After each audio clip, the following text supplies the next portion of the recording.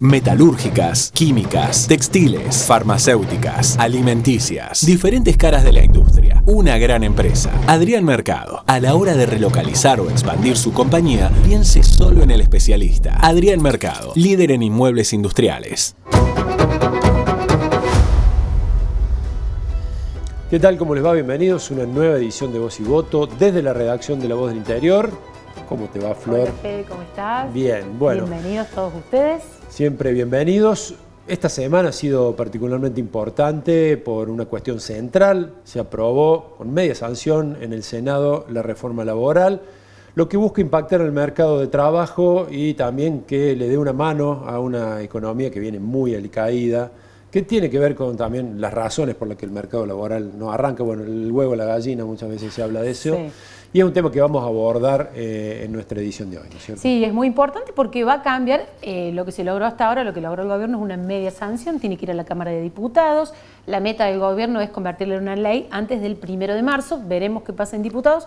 Lo cierto es que también se anotó un gran triunfo político, porque si bien en la negociación del proyecto aceptó muchos cambios, alrededor de 50 cambios, toda esa negociación liderada por Patricia Bullrich, logró sacar la reforma, una ley compleja porque toca distintos intereses, sobre todo intereses de los trabajadores, pero entonces en ese sentido vale mucho como muestra de fortaleza política, ¿no? Para inversores, el mercado financiero y ese camino que vos decías de tratar de lograr que vengan inversiones, que haya una reactivación económica. Vamos por ese camino, esperemos.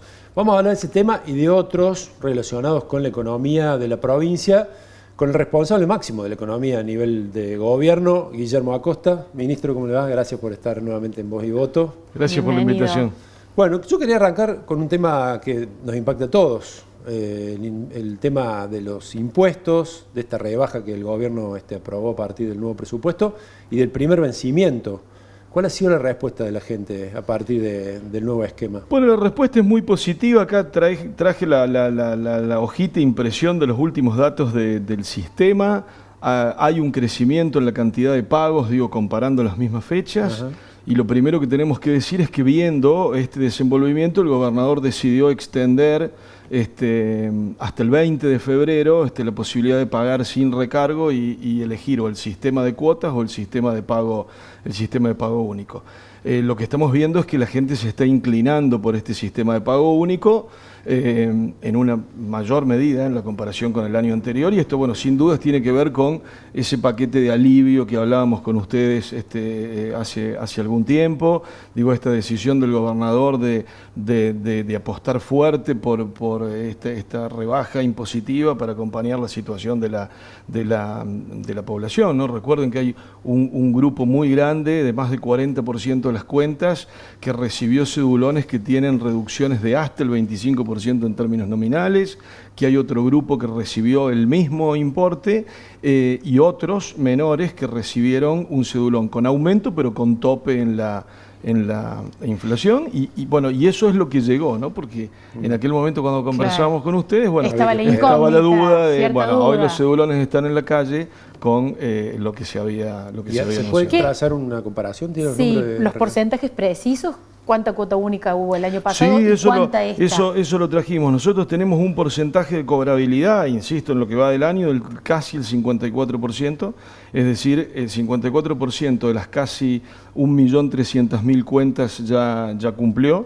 De todos eso porque uno puede hablar de monto y de pagos. De los montos que recibió la provincia, el 72,2% tiene que ver con cuota única. Ajá. O sea, una inclinación grande por la cuota única, claro.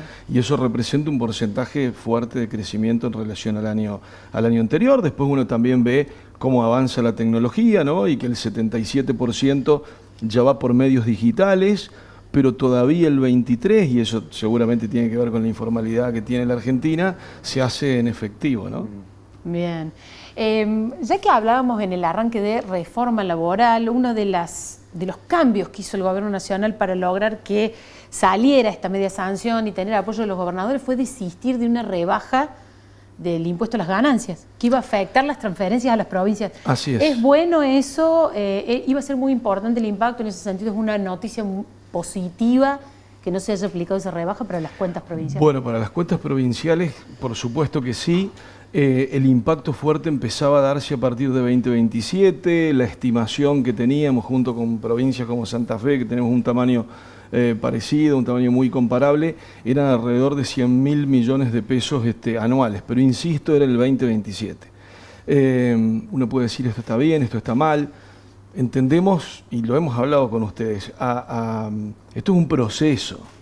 Y en ese proceso se tienen que ir acomodando los distintos agentes, ¿no? Entonces, lo que plantean las provincias es esto, en un marco en donde estamos viendo cómo en términos interanuales durante varios meses se sostienen caídas en los envíos nacionales. Bueno, parecía que esto todavía era una carga demasiado grande, claro, adicional sobre las provincias, ¿no? ¿Cuál ha sido la caída de la recaudación y de los aportes de la Nación el año pasado? Bueno, nosotros lo que estamos viendo es desde agosto envíos que en términos reales interanuales están en terreno negativo. En diciembre fue levemente porque hubo un plan de pagos que había armado AFIP, ARCA, que impactó. Y ahora lo que estamos viendo en la coyuntura inmediata es alguna cuestión con IVA, y cuando uno abre un poco el IVA y habla del IVA DGI, que es, digamos, la economía doméstica, y el IVA DGA, que es lo que tiene que ver con las importaciones, ahí lo que se ve sí es que los envíos por el IVA DGA están muy atrasados, ¿no? Muy atrasados. Eso muestra como ritmo de actividad económica para abajo. De alguna manera está mostrando eso. Bueno, también acuérdense que la Nación eliminó la doble imposición, sí. Digo, sé que esto obviamente impactó ahí, digo. Y acá también hay que ser cuidadosos en lo que uno compara, digo. O sea, uno puede comparar los envíos en términos de montos, pero hay que tener en cuenta que no son estrictamente comparables el origen de esos montos. ¿Por qué? Bueno, porque la Nación hay varias cosas que la fue desarmando. Claro. ¿Sí? ¿Y cuánto lo preocupa eso, en términos del impacto en las finanzas públicas, este descenso que tiene sostenido? Sobre todo la baja de impuestos. Observación permanente de lo que pasa, obviamente, con la recaudación nacional por los envíos por coparticipación. El gobierno nacional entendemos que va a seguir avanzando en estas reformas que se anunciaron que no iban a ser integrales, sino que iban a ir impuesto por impuesto, pero digo, detrás de todo esto está el nivel de actividad, y eso es un poco lo que vamos observando, es decir, cuáles son los sectores que van a impulsar la actividad, y detrás de esos sectores obviamente uno está mirando la inversión extranjera, ¿no? Que es la que puede llegar a generar ahí algún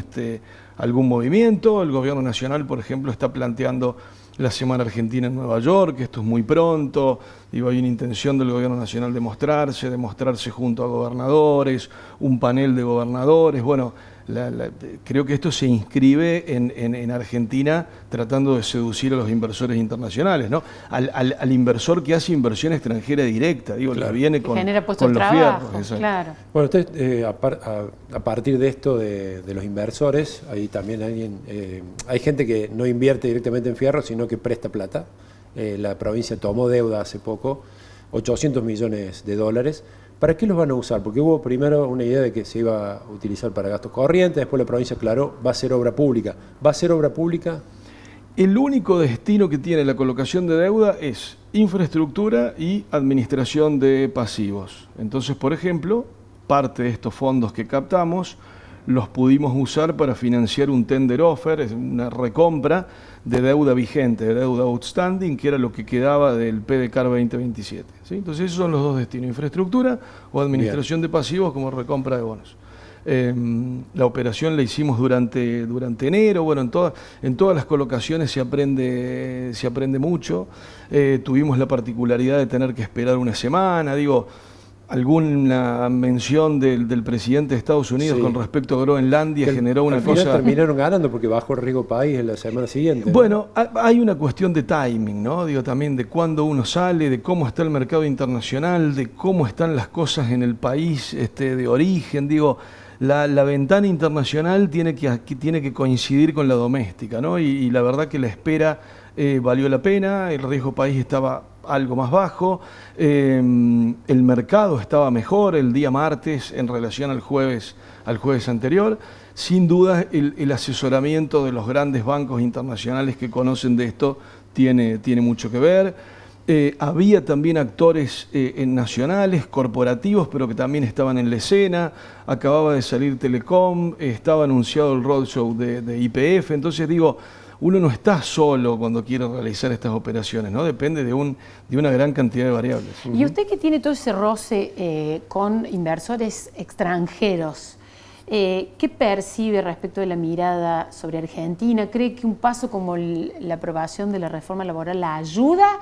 ¿O ese es un mundo completamente distinto al que determina las inversiones productivas, las que decía antes? Claro, no, a ver, el mercado de capitales es como una caja de resonancia, todo tiene que ver. Todo impacta. Todo impacta, ¿no? Entonces, en nuestro roadshow, que generó mucho interés, fue muy acotado, fueron solo 2 días, viernes y lunes, había preguntas sobre la provincia, pero también había preguntas sobre la cuestión macro. Y lo macro tenía que ver mucho con la cuestión de gobernabilidad. Entonces, el hecho de que el gobierno pueda haber mostrado que alcanzó un presupuesto, que ahora puede tratar la reforma laboral, genera señales hacia el inversor de gobernabilidad, ¿no? en el sentido positivo. Y ustedes también tuvieron que tener la aprobación del gobierno nacional para salir al mercado. Más de 1.500 millones de dólares aprobó esta gestión, ¿no? En dos tomas de deuda. Eso fue destacado, por ejemplo, por Facundo Torres, el legislador, como un gesto de buena sintonía. ¿Cómo está la relación con la Nación en ese sentido? La relación con la Nación es positiva, institucionalmente es muy buena. Por supuesto que hay matices en donde el gobernador decide que hay cosas que puede acompañar y hay otras que no. Pero como bien decías, hay hechos concretos, que es la autorización para endeudarse, para tomar deuda en el mercado internacional.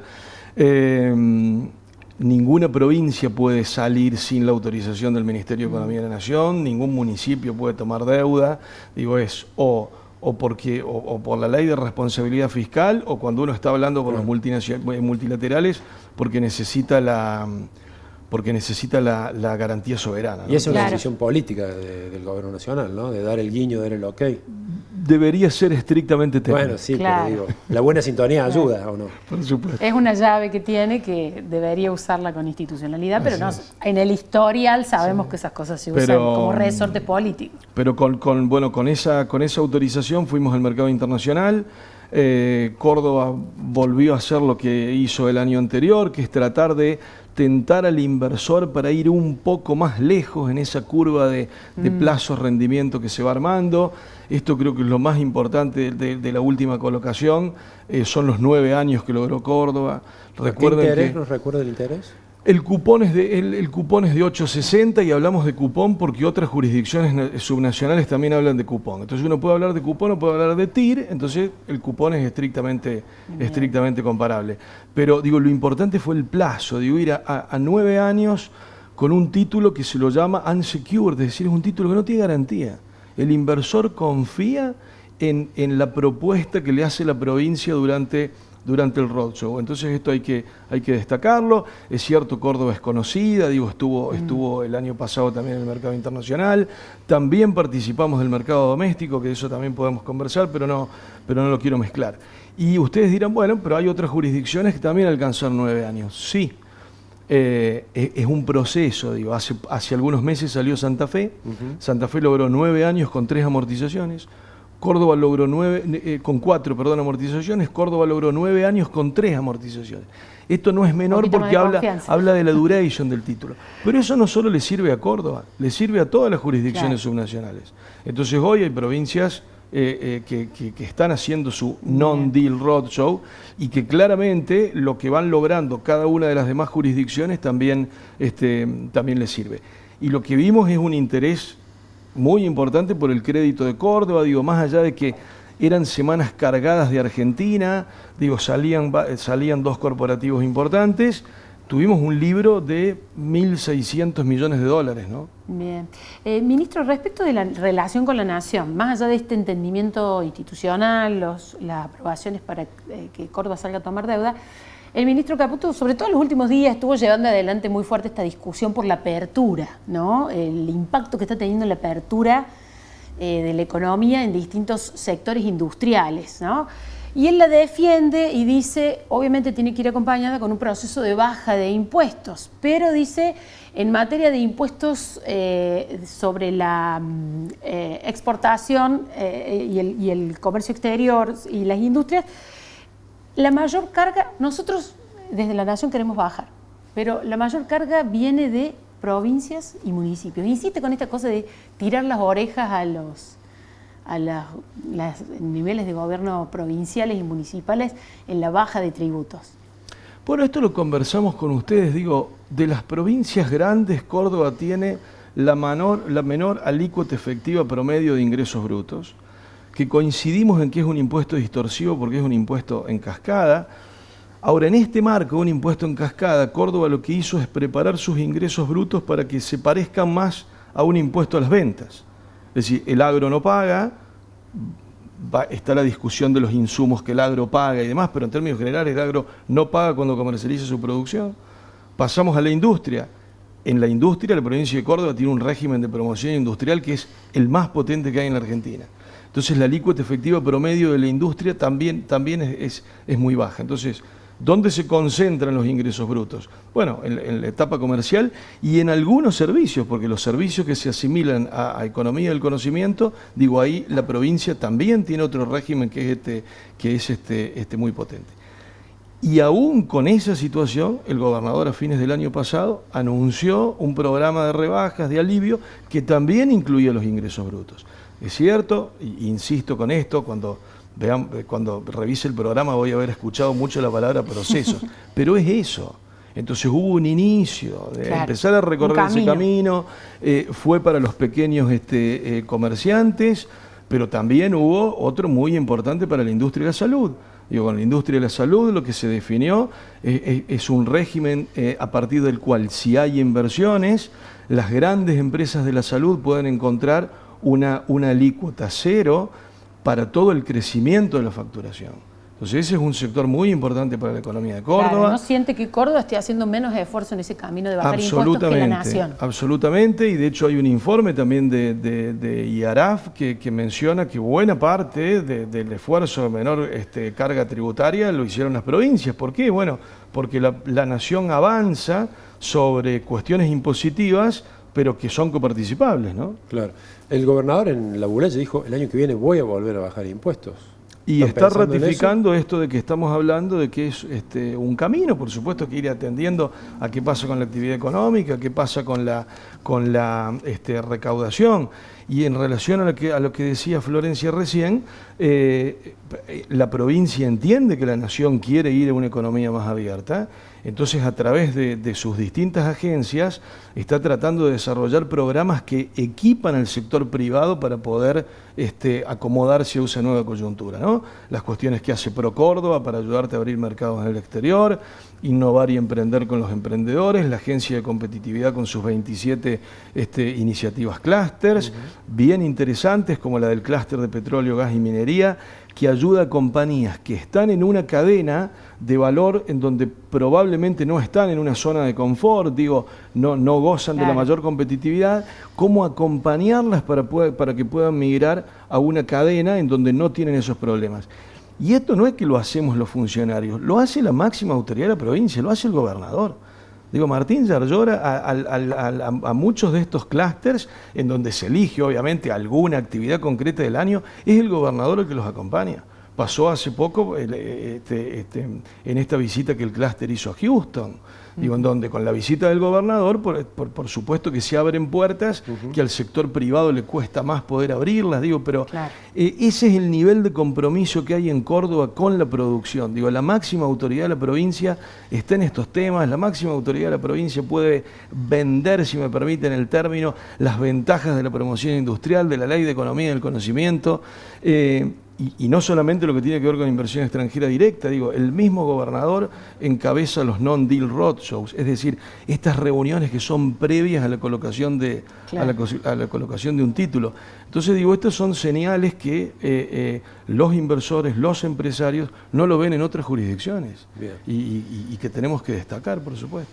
Perfecto. Bien, bueno, como siempre nos quedó una lista todavía de temas para preguntarle, pero como tiene la diferencia de venir cada tanto, la dejamos para la próxima, se nos acabó el tiempo. Pero muchas gracias. A ustedes, como siempre. Muchas gracias, ministro.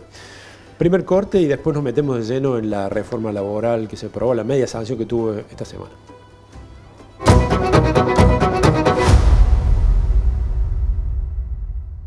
Metalúrgicas, químicas, textiles, farmacéuticas, alimenticias. Diferentes caras de la industria. Una gran empresa. Adrián Mercado. A la hora de relocalizar o expandir su compañía, piense solo en el especialista. Adrián Mercado, líder en inmuebles industriales.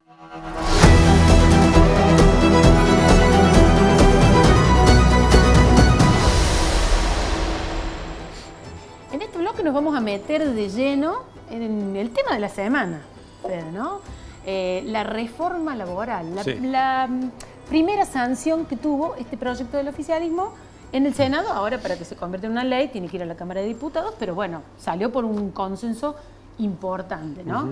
Y hay distintas miradas porque es una ley que modifica mucho de la regulación de trabajo, toca distintos intereses, entonces es lógico que genere tensiones.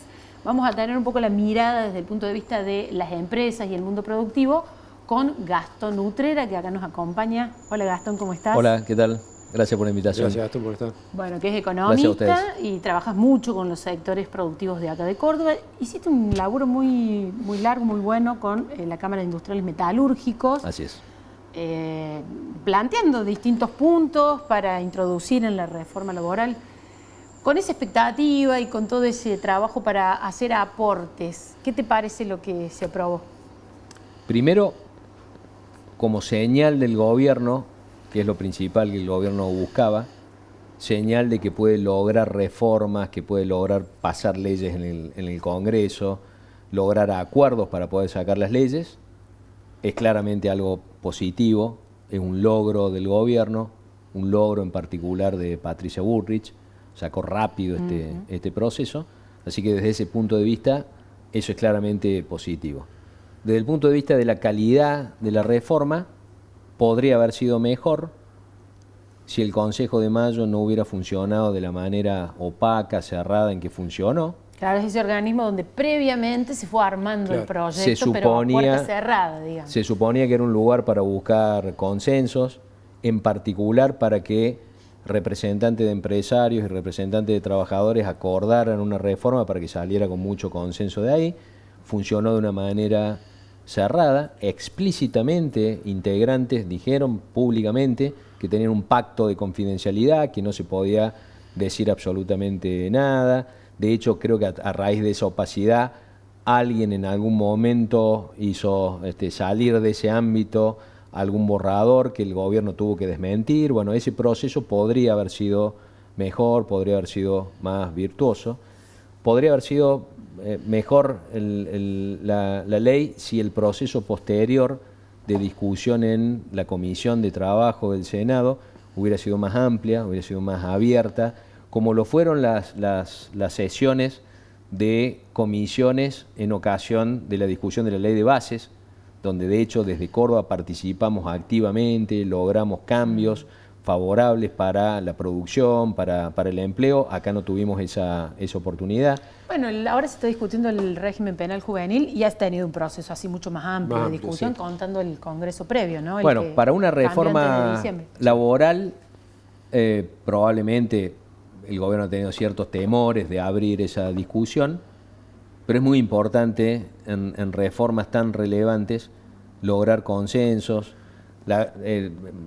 lanzar reformas con mucho consenso sirve a futuro para que futuros gobiernos no den marcha atrás con reformas logradas, y además por la calidad de las reformas, donde hay que resolver muchas cosas muy puntuales. De tal manera que desde el punto de vista de la calidad de la reforma, podría haber tenido más calidad si el proceso se hubiera dado de una manera diferente. Incluso hubo mucha informalidad durante enero en discusiones que se supone que tienen que estar en comisiones y que acá ocurrieron después del dictamen de comisión y toda esa negociación final, que es natural que ocurra en una ley, pero quedaron demasiadas cosas discutidas fuera de comisión, que es el ámbito natural y bien democrático para discutir los detalles de las reformas. En esa caja de herramientas que es esta nueva ley de trabajo, ¿qué crees que va a hacer el empresariado, los gremios?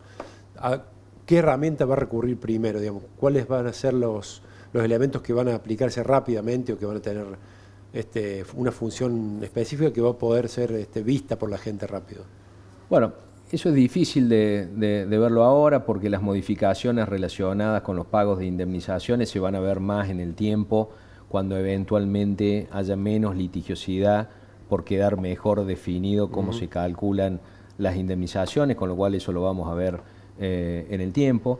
Lo que debería tener un impacto inmediato es el FAL, el Fondo de Asistencia Laboral. ¿Por qué?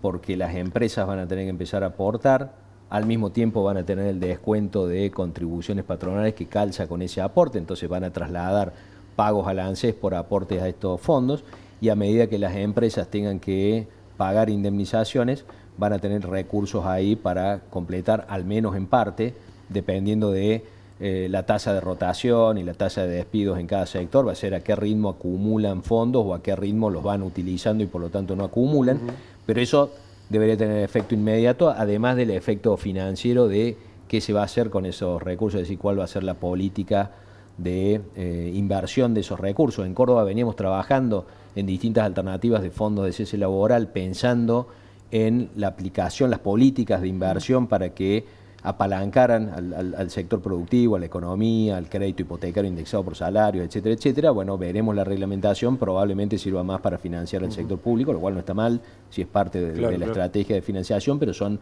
distintas formas de utilizar los fondos. Eso va a tener impacto inmediato. Y vos, Gastón, que trabajás tanto con las empresas, ¿hay algo en las empresas, sobre todo en las pymes, en particular de esta reforma, que vos digas, bueno, esto puede realmente estimular una formalización y que veamos empleados que son blanqueados, que son registrados? Bueno, hay algunos incentivos ahí a la formalización, pero que suelen ser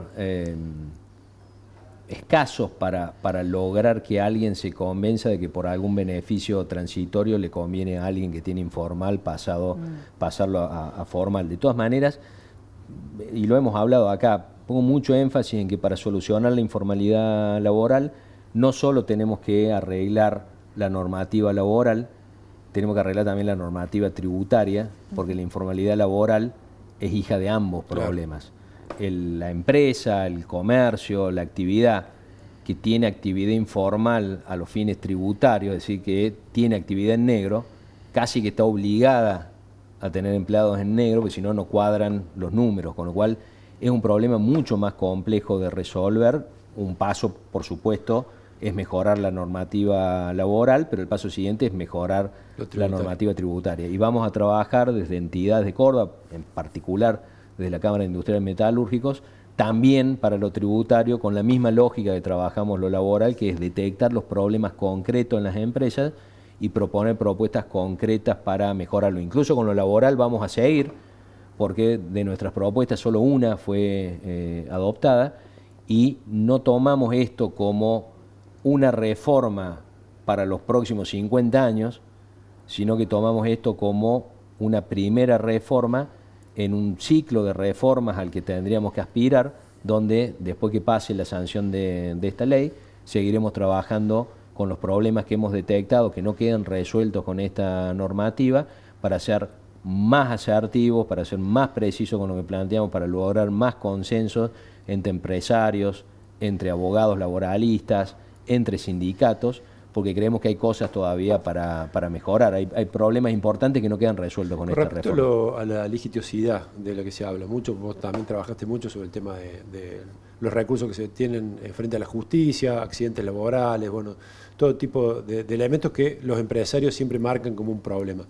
¿Crees que con la ley hay un camino de certidumbre un poco más certero para saber cuánto le va a costar a un empresario tomar un empleado? Es un argumento que he escuchado de parte de algunos empresarios. Sí, mejoran con las mayores precisiones sobre las indemnizaciones, sobre la precisión de cómo actualizar montos, que eso verdaderamente estaba sujeto a discrecionalidad de los jueces y por lo tanto había cosas muy distintas. Eso va en la dirección correcta. Nosotros habíamos planteado, e incluso lo habíamos discutido con el Ministerio de Regulación, y había acuerdo técnico en nuestra propuesta, solo que después no fue tomada en el proyecto oficial, es que el baremo de incapacidad, es decir, la tabla que define los porcentajes de incapacidades, no solo que históricamente tenía un grave problema que eran rangos que invitaban a la litigiosidad, sino ahora que lo arregló el gobierno nacional por decreto, va a tener el problema de la litigiosidad por argumentaciones de que eso es arbitrario. Lo que nosotros proponíamos era una modificación quirúrgica de un artículo de la ley 24557, que es la de riesgo de trabajo, que dijera, che, este baremo no lo define un comité consultivo de carácter corporativo que existe ahora, lo define un comité técnico, científico, con criterios técnicos científicos que digan con precisión para cada tipo de lesión cuál es el porcentaje, de tal manera que después no haya demasiado margen o no haya margen para discutir esos porcentajes y por lo tanto se reduzca la cantidad de litigios motivados por esas cuestiones. ¿Quedó afuera, decís? No fue incorporado nunca en el dictamen ni en los cambios posteriores. Lógico, ¿no? Que sea un comité técnico que defina eso. Es totalmente lógico, funciona así en otros lugares del mundo y es claramente la manera de quitar todo un terreno fértil para el litigio. Exactamente. Después sí, podemos trabajar en cada una de las provincias, en las juntas médicas, en los criterios, etcétera, etcétera. Pero si ahora pasaba el tren de la reforma normativa, aprovechemos, modifiquemos. Era un cambio pequeño. Probablemente, porque eso también lo hemos discutido con el gobierno, probablemente creían que eso agregaba gasto por un comité técnico. Ajá. Había forma de hacerlo con un costo irrisorio, porque no es que tenga un comité técnico, una estructura que tiene que estar funcionando en el tiempo. Es un comité técnico que se tiene que reunir una vez por año, cada 2 años, porque además otra cosa también, las incapacidades asociadas a distintas lesiones no están fijas en el tiempo, porque la medicina va avanzando y una misma lesión que puede generar un alto nivel de incapacidad en un momento, 10, 20, 30 años después puede generar una incapacidad mucho menor. Entonces había que definir, hay una frecuencia de funcionamiento de ese comité, pero bueno, quedará, como decía, para no creemos que se perdió la oportunidad de hacer ese tipo de cambios, tampoco creemos que pueda ser ahora en la batalla en diputados, porque el propósito explícito del gobierno sabe cómo está y además si llega a volver lo vamos a votar de la misma manera, pero estamos pensando en seguir trabajando esas reformas para proponerlas cuando llegue el momento adecuado. Bien, perfecto. Bien. Bueno, muchas gracias, Gastón. Gracias a ustedes. Veremos qué pasa cuando vaya a la Cámara de Diputados. Es un proceso todavía, pero te agradecemos. Y no se vayan porque en un segundo íbamos a tener la mirada de otra vereda, la del sindicalismo. Exactamente.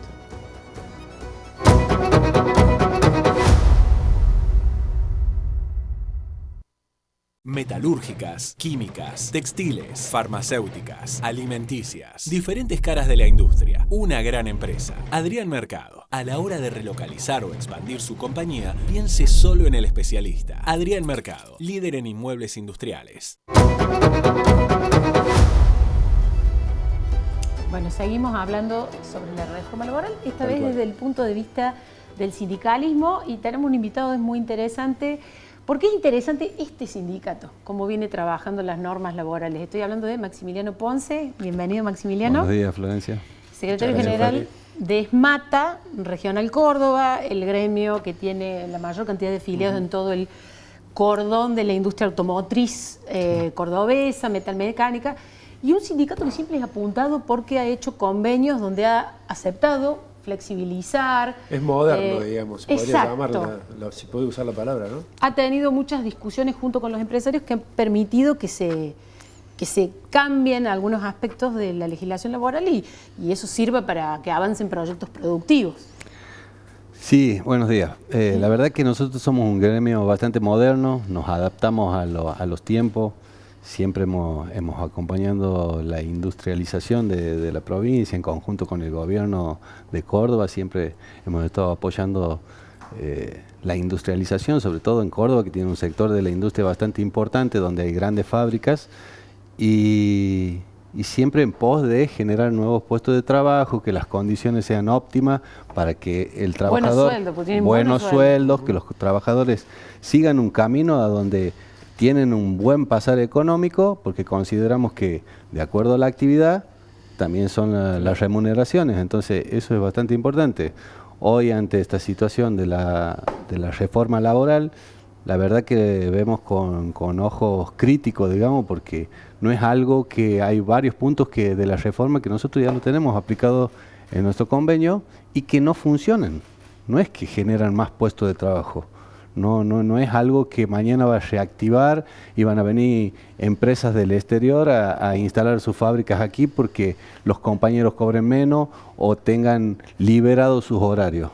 Es como ustedes, aquí trabajamos todos, trabajan aquí, tienen un horario, cumplen un régimen de horario que está estipulado dentro de un convenio, tienen mañana, tarde, noche, como es en el rubro nuestro, y después tienen una vida, tienen su familia, tienen sus actividades, con sus hijos, el colegio y demás. Entonces, esta liberación o esta flexibilización no hace más que perjudicar ese esquema de trabajo. O sea, a mí me interesa eso, que nos cuentes qué... por ejemplo, que no funcionaron. Puntualmente, el banco de hora. Ajá. El banco de hora es algo que lo tenemos nosotros hace 15 o 20 años. Y nunca ha funcionado. ¿Por qué? Porque el banco de hora, ¿qué hace? El empresario que no tiene material para producir, te paga ese mes normal y te genera un banco de hora. 80 horas, 200 horas, no sé, la cantidad de horas que se estipule dentro del convenio. No produjiste como es habitual. El problema, cobraste. El problema es que hay otras herramientas como la suspensión, donde el compañero cobra menos, pero está en su casa por fuerza mayor, porque el compañero no tiene la culpa de que no lleguen los materiales porque el barco se ha frenado, porque el avión no llega y demás. Entonces, no se aplica eso, se aplica el banco de hora. El compañero, ¿cuándo devuelve el banco de hora? Al mes siguiente, el empresario tiene los materiales y dice, esta semana no te la pago, pero vos vienes a trabajar. Entonces, el compañero al fin de mes cobra una semana menos. Entonces ya es un deterioro de su salario, más allá de la situación que se genera, un deterioro de su salario, y él tiene que pagar alquiler, tiene que pagar el colegio de los chicos y demás, en vez de usar la herramienta de la suspensión que está habilitado por... Y ahí se resiste también la relación. Sí. Y después tienes otra situación que se da en ese mismo contexto. Che, ¿cuándo la devuelves? Puedes devolver, está bien, no te descuento la semana. Trabajas normal, te pago la semana, la devuelves en horas extra. Le estamos quitando el derecho al trabajador a hacer horas extra. Entonces yo te estoy devolviendo 1 hora y media mía por 1 hora común que me he hecho. Es bastante complejo y no funciona. No funcionan. Los empresarios también, en cierta forma, se resisten a hacer un banco de horas porque no funciona. Después la gente no lo puede devolver, se vuelve inviable que a un compañero le resten sueldos de trabajo, parte del sueldo de trabajo. Entonces hay cosas que no funcionan, vuelvo a decir. Puede llegar a servir para sacar de la informalidad un pequeño grupo de personas, pero no para aplicar en empresas que tienen gremios modernos, donde nosotros tratamos, primero, aparte de la reforma, yo creo que tienen que juntar los empresarios, los gremios de cada sector, sentarse, dialogar y ver qué es lo que sirve para poder avanzar sobre una reforma laboral, ¿entiendes? Lo que pasa, no, digo, en el caso de los gremios, te lo pregunto a vos, una visión periodística, parecían más preocupados por lo financiero, la CGT al menos, por lograr mantener ese tipo de beneficio, o derecho adquirido, que por la cuestión de la calidad laboral. No. Nosotros siempre vamos a estar en pos de los trabajadores, siempre nos va a importar más qué afecta a los trabajadores. Después el tema financiero de los gremios se negociará con las empresas, cómo, cuándo hay régimen y demás. O sea, lo más importante aquí es qué es lo que pensamos nosotros. Che, ¿cuántos puestos de trabajo va a generar? Hay cosas mucho más importantes que hay que tratar antes de una reforma laboral hacia los trabajadores. Porque hay en rubros que el impacto de la mano laboral es del 5%, hay en otros que es el 70% y hay otros que es el 50%. Entonces, ¿cuál es la lógica de la reforma laboral? Eso que decís es muy interesante, porque por ejemplo ahora la industria automotriz, donde muchos de los afiliados de ustedes trabajan, está puesta en discusión con la mayor apertura, el ingreso de autos importados. ¿Y qué dice el gobierno? Bueno, tiene que ser más competitiva. ¿Está bien? Vos decís, bueno, ¿cuánto de esa competitividad se puede ganar con flexibilización laboral? ¿Se necesita eso? ¿Es muy importante la mano de obra dentro de los costos de las automotrices? No es el eje fundamental la mano de obra. Jamás va a ser el eje fundamental. Nosotros tenemos mano de obra especializada, súper capacitada, que podemos competir con cualquier parte del mundo. Ahora, las condiciones del país no se dan para que las empresas sean competitivas, porque tienen una carga impositiva, y eso se lo pueden preguntar a cualquier empresario, muy alta con respecto a otros países. Entonces, viene una multinacional y dice, che, ¿a dónde instalo mi fábrica? ¿En Argentina? ¿En Brasil? ¿En Tailandia? ¿Cuál tiene la mejor oportunidad de inversión? Y bueno, y ahí eligen. Entonces la carga impositiva nuestra es lo que dificulta que nosotros podamos exportar o competir con un producto chino. Un producto chino tienen otro tipo de régimen. Por ejemplo, el otro día me preguntaban un colega de ustedes, che, ¿qué problema puede ocasionar el producto chino? El producto chino es un vehículo que sacan una serie de vehículos súper modernos, súper lindos, todo, pero ellos tienen otro sistema. Eso, y después ese auto, cuando se termina de fabricar y sacan un nuevo modelo, va a descarte.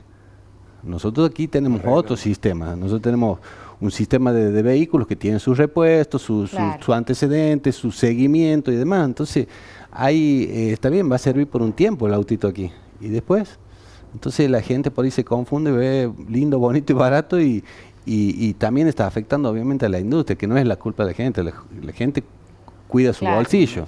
Entonces, hay un esquema que creo que hay que tratar en profundidad, mucho más importante, que son las cargas impositivas, las condiciones del país, que eso sí va a hacer que generen puestos de trabajo, nuevas empresas, y estoy hablando de cualquier rubro, ¿no? Es lo mismo de una fábrica de chupetines a una fábrica de vehículos, ¿entienden? Entonces yo creo que es eso. Y después las políticas industrialistas, o sea, cualquier país del mundo desarrollado, súper desarrollado, que son Europa, Estados Unidos y demás, tiene una política industrial. El gobierno está ahí apostando a la industria, bancando, y en situaciones donde tienen un apoyo económico, un apoyo de todo tipo, cuidando la industria de cada país. Bueno, aquí eso no está pasando, ¿entienden? Al dejar que entren importaciones, que se haga una importación desmedida o que no tenga un control, obviamente hay rubros que no lo tenemos aquí, no lo fabricamos, porque los autos que llegan son autos eléctricos, listo. En Argentina no fabricamos autos eléctricos, pero ¿cómo impactan esos autos en la industria que sí tenemos? Entonces ahí hay todo un circuito que hay que tratarlo, y creo que es lo más importante, y siempre cuidando los puestos de trabajo que ya tenemos, porque por ahí me pueden venir a decir, che, se generan nuevos puestos de trabajo. No, ¿y los puestos que hemos perdido de trabajo? Por toda esta transición. Siempre se señalan las grandes empresas donde ustedes están porque dicen que no hay informalidad ahí. No, es que no hay informalidad, y tenemos un régimen de trabajo, cada sector cobra lo que tiene que cobrar, cada rubro, tenemos autopartismo, toda la cadena de abastecimiento y demás, y dentro de ese rubro también tienes otros gremios que viven de la producción de una fábrica, porque no es únicamente los compañeros que están dentro de la fábrica. Entonces, es bastante amplio, es para un debate eterno, digamos, en sentido de que la culpa de toda esta situación de la inflación y cosas no la tiene el trabajador, nunca la va a tener, pero es el hilo más fino, es donde atacamos los sueldos. Yo no quisiera que Argentina se convierta en un Venezuela ni en un China. Nosotros tenemos un régimen de trabajo histórico que conquista, que compañero tiene un nivel de vida. Ahora, si se corrigen varias pautas, porque, a ver, está bien, hablan licencias médicas con sueldo parcial cobrado, pasamos a eso ahora. O sea, ahora el compañero que se enferma tiene la culpa de que cobra el día completo, pero es un detrimento para la empresa. Eso es una locura, ¿entiendes? Entonces hay cuestiones que hay que tratarlas en más profundidad, y creo que el eje fundamental pasa por las condiciones del país, no por la mano de obra. Está clarísimo. ¿Estamos? Bien, perfecto. Maxi, muchas gracias. Muchísimas gracias a ustedes. Bueno, muy interesante lo que planteas. Vamos a ir el tema de la reforma, por supuesto. Sí, nosotros como sindicatos aquí en Córdoba estamos siempre en contacto con el resto de los compañeros de distintos sindicatos, hablando, obviamente, siempre tratando de trabajar. Nosotros no somos gremios golpistas ni cosas, somos respetuosos de las elecciones que hace la gente y que son totalmente legales. Uno de los casos más famosos es el de Toyota, que en la última etapa, que ha crecido tanto y exporta desde Argentina su producción, fue posible, incluso lo dice el CEO de aquel momento todo el tiempo, por el acuerdo que cerró con ESMATA, Y junto con ESMATA pelearon esa inversión de la multinacional que iba a ir a Tailandia y al final vino a Buenos Aires. Totalmente. ESMATA en sí a nivel nacional es exactamente igual, replica tratando de industrializar, de acompañar para que los productos salgan y eso se replica en todo el resto del país. También es importante tener representantes gremiales abiertos, con ganas de que mejore todo y que sean parte de la solución y no del problema, que no se cierren a cualquier tipo de propuesta alternativa. No, por supuesto que no. Entendemos los tiempos, entendemos los momentos. Es inviable hoy tratar de tener un convenio del año 40. Claro. Es imposible, ¿entienden? Los años 40 se vive una cosa, hoy otra cosa totalmente distinta. ¿Estamos? Bueno, muchas gracias. Muchas gracias a ustedes. Ahora sí vamos a un corte, Fede. Dale, y ya volvemos con el Bajo Palabra.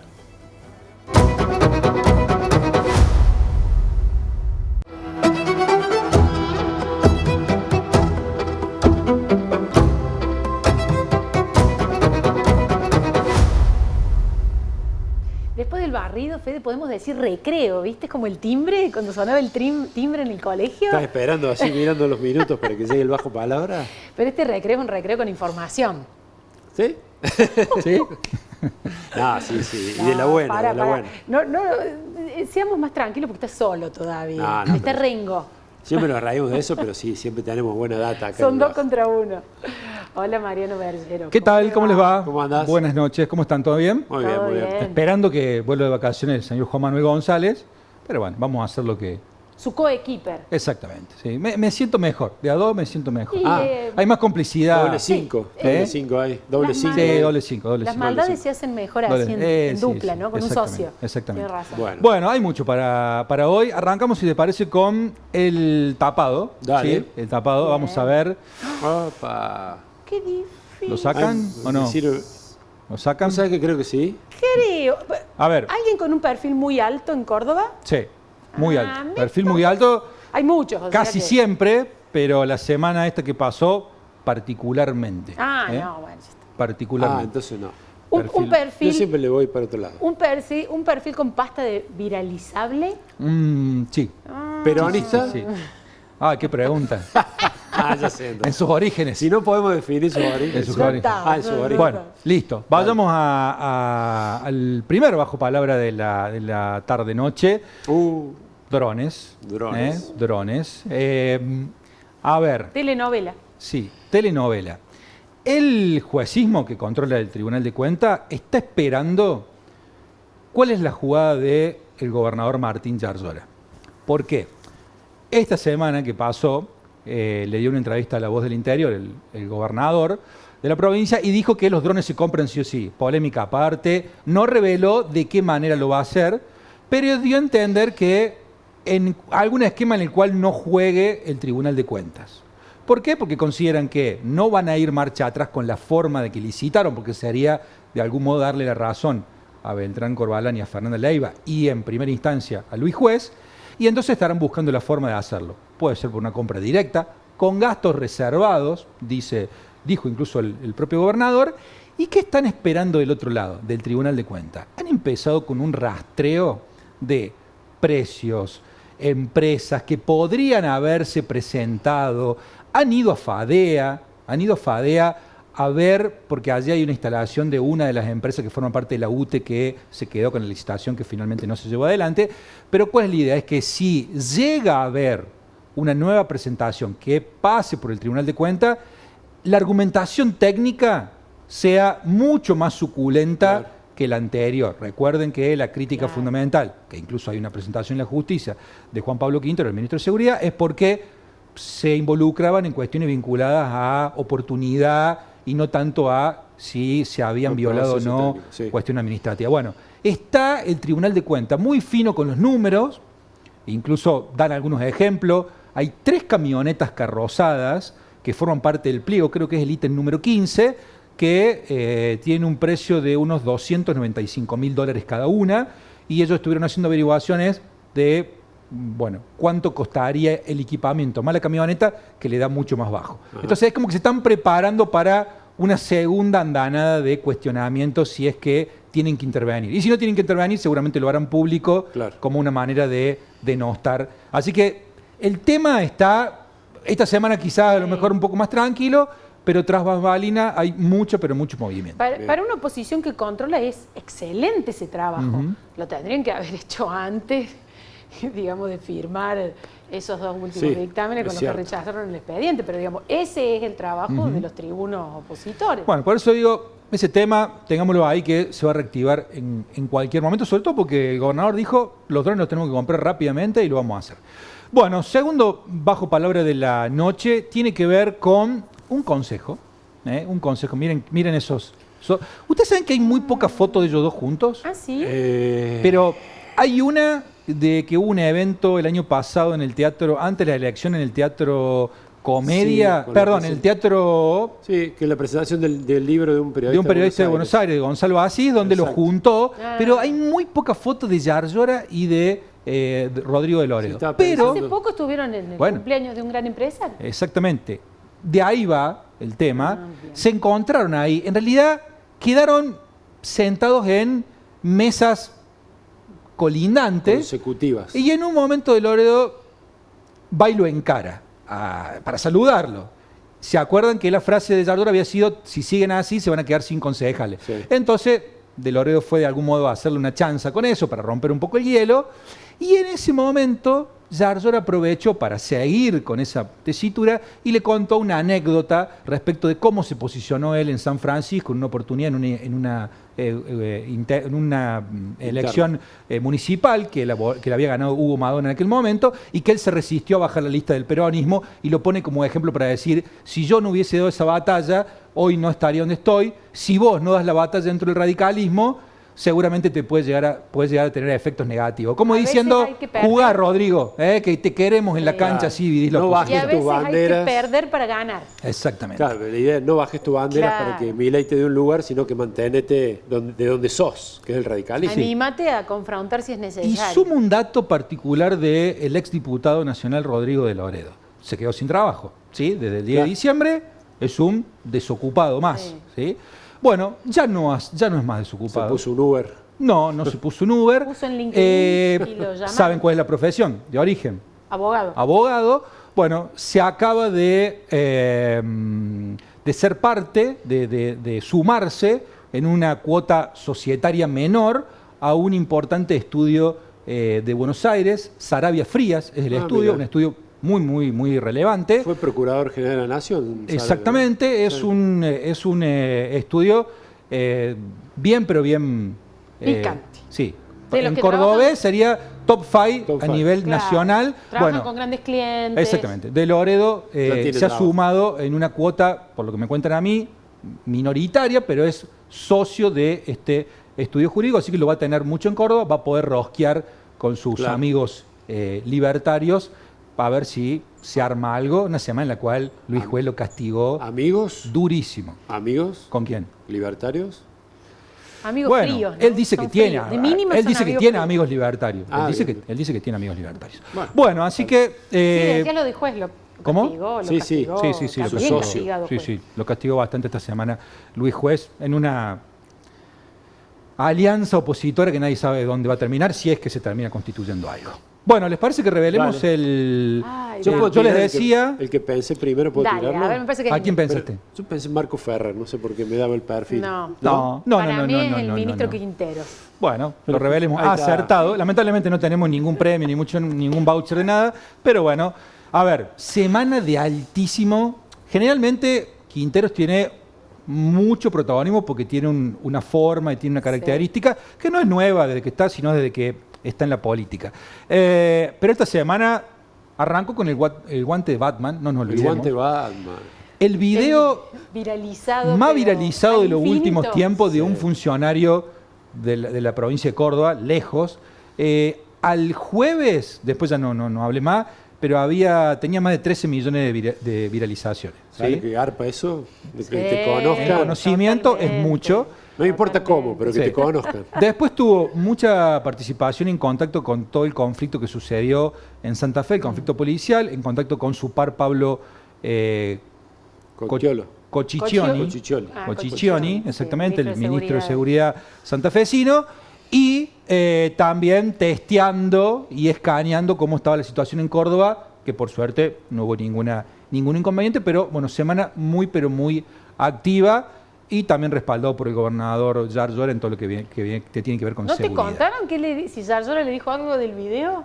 No, la verdad que no pregunté, pero había buen semblante de cómo había impactado Sí, me parece que- el video. Sí, sí, gracioso, sale ganando, sí. creo que si bien es un blooper, pero un fue blooper, orgánico, pero fue un blooper una posible. cuestión Digo que- orgánica, Sí, un no blooper. fue impostada. Y dice cerca de Quintero que nada está armado, que Está bien. a él se le eso no ocurrió, lo digamos, en ese mismo momento se le ocurrió hacerlo y que sí, no lo volvería a hacer. Y dijo No, que había pero sido 10.000 magiclicks por al el, mismo por el tiempo. efecto Sí, del guante. por el efecto del guante. No, y Claro. además Juan Pablo Quintero es Sí. sin duda el ministro más conocido de la gestión, Sí. ¿no? El que más reconoce a la gente. Sí. Es un logro eso, la verdad, porque hoy en día es difícil, Bueno, ¿no? con todo lo que eso abre serie de especulaciones respecto al año que viene, fundamentalmente en la capital, donde él ya fue 2 veces candidato a intendente y evidentemente tiene, digamos, una aspiración que no la va a hacer pública, pero todo esto le suma. Claro. Sí, Por el momento. Está en un tener- área muy sensible, ¿no? Exacto. Hoy está tener un arriba, puede estar perfil abajo. alto en cualquier lado, Claro, y más es un- en esto, es siempre un riesgo. Es Porque un tema- en la medida que la gente te conoce, opina de vos. Sí. Lo que él tiene, me parece, como capital es esta cosa de la gran capacidad de trabajo. Esta cosa de estar tantas horas trabajando. Eso me parece que a la gente no es que te garantice una imagen positiva per se, No, claro. pero es algo que decir, bueno, no puedo criticar esto, pero es Sí. que labura. Pero ¿Viste sí, ese como- comentario? Y bueno, después dice veremos la Mare. gestión de seguridad que te puede dar un tropezón Es en que cualquier momento. El lugar donde está Quintero es un lugar que tiene la problemática de cualquier caso puede hacer saltar por el aire Absolutamente. Sí. al responsable político. Ser de eso. blanco, aparte Entonces, del enojo, la frustración, es el un dolor de la equilibrio- gente. Es un equilibrio difícil, pero por ahora va bien. Bueno, vamos es con todo el lo que mejor. tenía para hoy. Y Usted. Lo diste todo. ¡Qué tenemos chumbi! el Nos último, falta, claro, tenés el razón, mejor. pero por favor. A ver a quién chumbió.